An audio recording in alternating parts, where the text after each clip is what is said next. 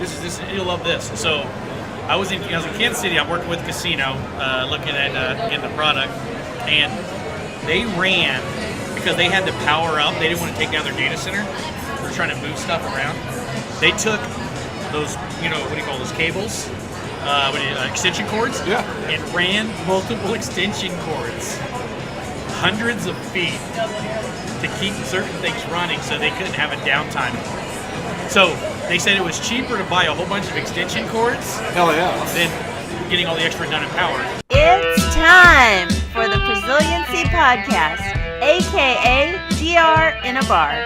Now, without further ado, here are your heart-stomping, pants-dropping, history-making, earthquaking, love-making, and booty-shaking hosts, Vince Vaughn and Eddie Perez. All right. Thank you again, Anna the Prize Girl, and welcome to another episode of the Prosiliency Podcast. With me, as always, is my hetero life mate, Eddie Perez. Say hello, Eddie. How you doing? Very good.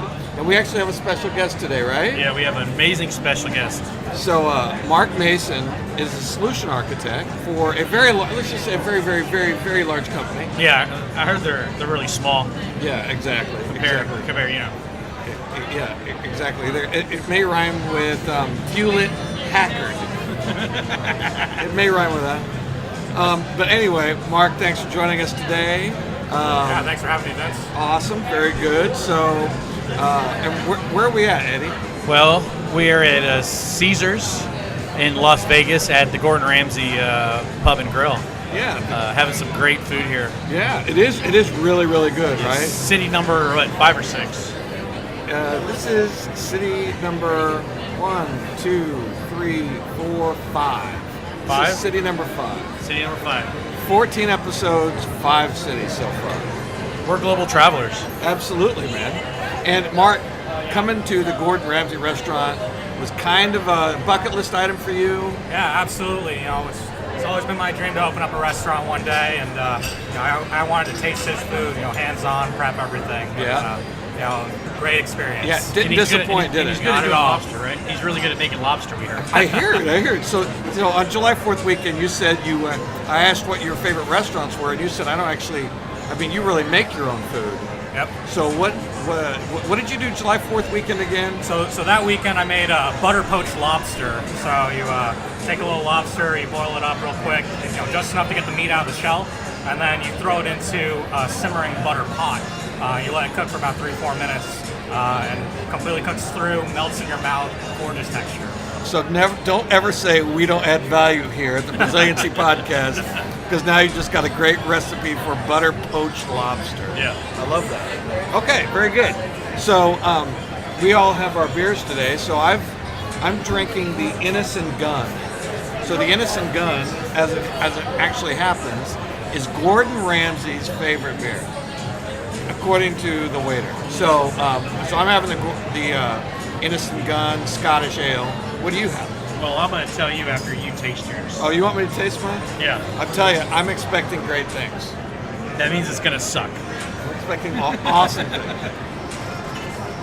That's a fucking outstanding beer. That's an awesome beer. There's like this caramel aftertaste. You know how when you have chocolate ale or something like that, there's like this heavy kind of like milk chocolate taste to it. You actually had one, I think. Yeah. It's fucking outstanding. I mean, it really is a great beer. And I'm trying to think what my rating would be for it. The best beer I've had this year on this podcast is the Torn Label Monk and Honey. I don't think it exceeds that. It's definitely high though. 8.932 is my rating. That is an amazing rating. It is. It is amazing. I mean, You've got to have this beer. It is awesome. Innis and Gunn Scottish Ale does not disappoint. He's actually shaking while he's drinking it again. Never seen him shake this much. I just love it so much. So what do you have? All right, I'm having in every city, I always try to have the local brew, right? Yeah, absolutely. So I'm going to do the Big Dogs Brewing Company Red Hydrant Brown Ale. And it has a dog peeing on the hydrant, so I don't know I'm not really wondering. I mean, really, look, he's about to pee, so I don't know if I'm really supposed to drink this or not. That's awesome. So I'm having pee. We'll see what happens. That's good. When in Vegas, right? Yeah, absolutely. All right, and it looks. Man, that's a dark beer. It's a dark beer. It looks like. It's not, but not a stout beer. But that's no, it's like, as close you can get to being a stout. Without being a stout. All right, here we go. It's good. Really? Yeah, I don't have all your world-renowned things that you say about beer. Well, how does but, it? So what does it taste like to you? What does the taste remind you of? It reminds me of a Band-Aid, but not too much of a Band-Aid, just a light Band-Aid. You know, like a little bit of I don't know, that rubbery taste. And you like it? Yeah, it's kind of weird. Maybe because I was in Vegas too long. That is kind of weird. But I'll tell you, if I was going to give it a rating, like if I got this, again, I wouldn't be upset that I bought it, but I would only have one of them. Yeah. So, based on the Eddie rating scale, of course, which your rating scale, my rating scale differ a little bit, but for those out there who don't know, 5 is a beer that you would have, and you probably wouldn't order it again, but you're like, okay. 6 to 7 is, I would order it. I wouldn't feel bad about it. It's like a standby. Right. If they don't have anything else, you would order that. And anything over 8 is more of a, I'm gonna have my boy taste it and like this guy, right? Yeah, so, sure. So based on that rating scale, because we try not to get anything under a 5, but which we have, I was gonna give it a 6.9. That's good. 6.9 on the Prosiliency rate scale. And that's 6.9, 9. Forgot the extra 9. So 5 nines of beer availability. But yeah, beer availability, 5 9s. All right, so what are you trying, Mark? So I've got a St. Bernardus Tripel, which was on their Belgians and Sours. Yeah, I love a Belgian beer. So I don't know which one this is going to be, but I'm going to take a swig at it. I like it. And as he takes a swig, it looks like the Pope is on his beer. Well, monks are known for Belgian, and like they make beer in like a Belgian abbey. It's like that's kind of what monks do in Belgium, supposedly, is that, or at least they're historically known for making beer. Nice. Go ahead, Mark. Yeah. So the first thing I noticed whenever I poured it is, it gives off this nice fruity aroma. Yeah. And then when I take a sip of it, I was expecting a sour, but it actually came across as a very smooth, very sweet sort of flavor, and then there's a little bit of bitterness kick at the very end. Yeah. Yeah. I mean, that's a very well balanced beer. So. Sounds like it. Yeah. I mean, for me, I would probably order this again and not have any problem with it. So 0 being the worst beer, 10 being the perfect beer. Where does this land? I mean, it's around 7.5, 7.5. 7.5. That's cool. Awesome. I like it. Very good. So we're here in Vegas, right? Yeah. And the name of this episode is simply Power. Yeah, because when we look around here, the one thing that you see is power everywhere. Lights. Hell yeah. And it got me really thinking of the last time I was in Vegas. Was at the end of last year, and there was a story about the Paris where we were at last night, right? Which there might be some after show notes about that, but Paris nightclub was down for a whole day.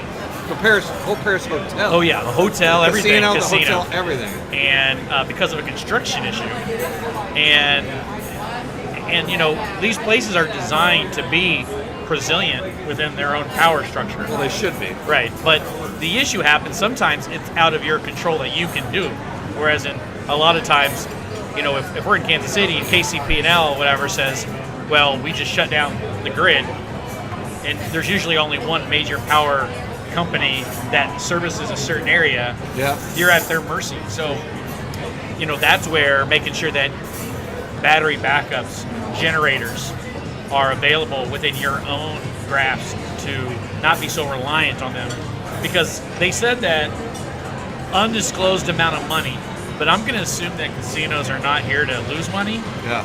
So they didn't lose money per se. Like I had $100 and I lost it to $50. It was, I have $100 and I could have had $2 million. Yeah. Right? And sometimes losing money is not your bottom line, it's your top line. Of course. Right? Absolutely. So that's something that, when we see the power, we've had it where I was at a presentation where one of the IBM did a presentation where they talked about where if one of the hotels, or let's say that the power goes out, usually they divert it from the hotel. They'll take away their power and they'll just power up the casino because that's where all the money is. Right, sure. And the guests should not be in the room anyways. They should be out partying. And if you're in a room, you're sleeping, so the lights are off anyway. Right? Yeah, but the problem is though too, if they got to get upstairs and like I read from this one story about the Paris casino losing power. Like how high are the floors in Paris casino? So let's say that they go up, let's say minimum 20 floors. They go up higher than that, but let's say a minimum 20 floors. If you want to get to your room, well, you got to walk up 20 fucking floors. But you do know it's all digital to get inside the room, so you're not going to get in your rooms. So you're going to walk up 20 floors, and then you're not even going to be in it. That is... How pissed off are you going to be? That is so true. So the thing is that, they said they're going to have an undisclosed amount of money. Now, with that, so I think Ceasars, might own the Paris. They do. Yeah, so they learned that, we might have to invest more. Even if it costs $5 million or $10 million for extra power, you're talking massive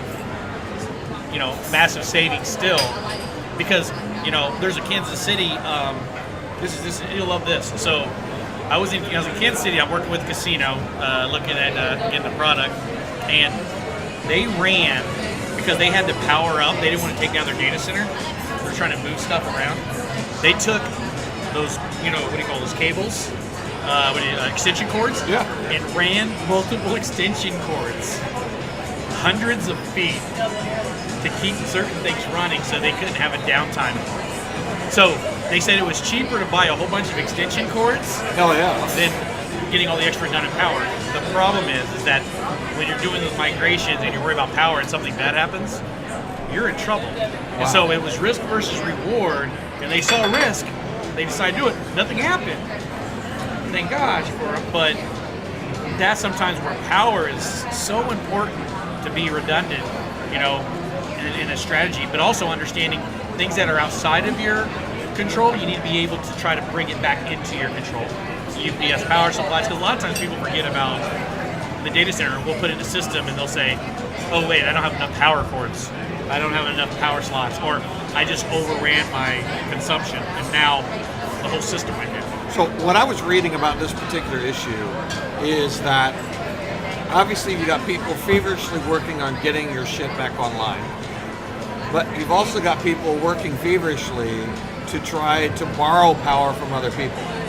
Like you're multi-threaded at that point where you're trying to restore what you actually have, but then you're like, how do I run an extension cord from the Paris to Ceasars, basically, so that I can at least minimally function, at least for a period of time, right? Yeah. And that didn't happen, and it took them, I don't know if it actually took them a day, but many hours to actually get that up and running. The people who were staying at the Paris were moved to other Ceasars facilities to have rooms there. Think about all those comps, and they said a few people said they won money on the slot machine, and then when it was getting ready to happen, then all of a sudden it goes off. Yeah. So you're like, I get my money here. Yeah, and so going through all that work, that probably was maybe less than a day downtime, but a recoverability. They're still dealing with that today. Right. I'm sure. Yeah, and it was only about 6 months ago or so, 7 months ago, and it's just things like that people sometimes don't think about power, and that happens a lot. I'm telling you, I'll go in multiple places, and the question that I sometimes forget, and I admit it, and I can admit when I do things, is what does your power look like? I've had it where people have plugged a system into the redundant power, and the other one actually goes into a wall outlet. Really? Yeah, because they only have redundant, like one rack goes single power. They don't, because a lot of our data centers, and this podcast is for not just the big companies out there, the smaller companies. They just can't afford multiple redundant power, and so they buy these UPSs, and then they only have 2 plugs or 4 plugs on it, right? And systems need a lot. Yeah. So, sometimes doing extra research can save you in the long run, because a lot of times, think of it this way: let's say you buy a system and you don't do your power, then it takes you 6 months to get your power stuff situated. That means you lost 6 months of using your newest technology, which means you just lost money just by not even doing anything, because you had to schedule a downtime, making sure you get systems ready. Yes. That's a lot of things that people think about when you're designing a data center. Power is very important, but there's not a lot of people who are power people. Well, so and you've got to mitigate, right? Because any single point of failure is where you're vulnerable. Yeah. And if you're relying on that single point of failure, like for instance, plugging into the wall, you still have a single point of failure there. Yeah. And which is you are setting yourself up for failure if you have any single point of failure in your data center. And one thing that people have heard, and this is, there was a few companies out there that they have these big Caterpillar. When I was at my previous job, they used to have these big Caterpillar power things that they would have to run every few months or a month or whatever to make sure that they're running. Yeah. Because what happened for another place is that thing didn't actually go on. So when they turn on those big generators, they try to get that stuff running. Yeah. If you haven't tested it all the time, it's kind of like a backup. If you're not testing it, it's not a backup. Absolutely. If you don't test your power supplies and your UPSs, it's not there. You don't know if it's charged or not until you actually do it. Right. And a lot of times people will have these UPSs, and you look at them, and they're like how old is that thing? They're like, 7 years old. You're like, how long does your battery last in your phone? The batteries die, on occasion, and it's just a bigger battery. Yeah. Right. They Absolutely. do have memory errors, issues like that. So you got to make sure that you're testing it, and that's why I wanted to call this episode Power. Yeah, and this is, without a doubt, at least from my perspective, one of the more overlooked areas that even I forget to ask them about when I'm talking about their data center strategy. I'm really involved in the technology, 4 copies, 2 different kinds of media, 1 off-site, 0 errors, all that stuff. But power as a single point of failure is it's something that even I overlook, and I speculate our listeners, our customers, they're overlooking it as well. Yeah. I really do feel that being here in Vegas, though, it's like I just was here when that actually happened, when Paris went down. So I wanted to make sure that we talked about the importance of power. It's awesome. And if you don't know about it, that's okay. Reach out to the professionals and they say, hey, what would you do in a perfect situation where I'm at, right? And a lot of times those companies and partners can come out and say, well, here's a company I can work with. Don't go alone. Don't lose alone, right? Make sure that you're working together and everyone is on the same page. Got it. Awesome. Cool. Very good. All right. So I think that's it. So had a great time this weekend in Vegas with Yeti and Mark. Yeah. We lost. Well, my wife's out right now gambling, so I didn't lose money until now. She might win, right? No. Vegas was built on winners, wasn't it? No. It was based on my money being gone. So yeah, you're done. Yeah. You're done. But wasn't a horrible weekend. I won a little bit, but I didn't win more than I lost. So, oh well. $80 is what I lost though. So not too bad. Not too bad. Tax write-off. Very good. Well, listen, another great episode. Thank you, ladies and gentlemen, for joining us. We're going to be adding another distribution arm called TuneIn. You can actually, if you own a Tesla, that's the default audio service that you get out of your Tesla. So soon you'll be able to download and hear Prosiliency Podcast on the TuneIn network. Thank you for listening, and we'll talk to you soon. Thanks. This has been a Passage Digital presentation. Remember to back that shit up. If you like this podcast, there are plenty of ways you can support it. First, you may friend us on LinkedIn. Our profile links are in the show notes, or you may share it on other forms of social media or discuss it on your own blog or podcast. Second, we view this as your show, so contact us and ask us for a question we can use, or simply let us know how you feel, good or bad, on how we can improve it.